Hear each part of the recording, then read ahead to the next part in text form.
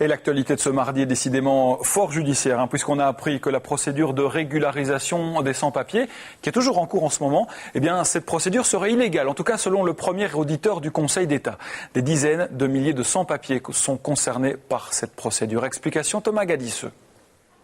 En à peine 2 jours, voici le nombre de demandes de régularisation dans la commune de Schaerbeek.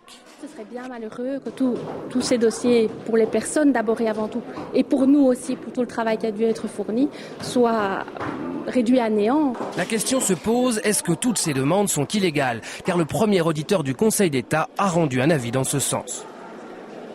Est-ce qu'il y a vraiment une réelle insécurité juridique? Non, absolument pas. Moi, je n'ai aucune inquiétude. Pas d'insécurité juridique, mais un débat sur la procédure. Le gouvernement n'a pas prévu de loi, mais une note d'instruction pour préciser les critères de régularisation. C'est cela qui serait contesté.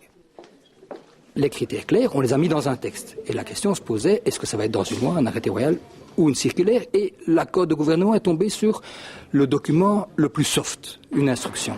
À l'origine de ce recours au Conseil d'État, le Vlaams-Belang. L'objectif est de relancer le débat politique au Parlement après la saga au sein du gouvernement. Depuis de nombreuses années, les régularisations se font sur base des critères qui ne sont pas expliqués, sur base du pouvoir discrétionnaire du ministre. C'est ce que tous mes prédécesseurs ont fait. Ici, nous avons opté pour de la transparence, pour clarifier les critères, pour objectiver les critères.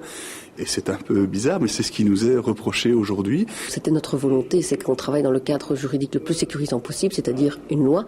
Il n'y a pas eu d'accord dans la majorité, et donc le CDH, le PS, le MR, le VLD, le CNV n'ont pas réussi à se mettre d'accord. Ils se sont dit on va faire ça discrètement via une instruction. On sait que c'est beaucoup moins solide juridiquement. Les sans-papiers ont jusqu'à mardi prochain pour déposer leur dossier. Rien dans le contenu de la procédure ne changera, prévient Melchior Wathelet. Le Conseil d'État doit encore se conseiller. Le gouvernement s'adaptera pour garantir la sécurité juridique.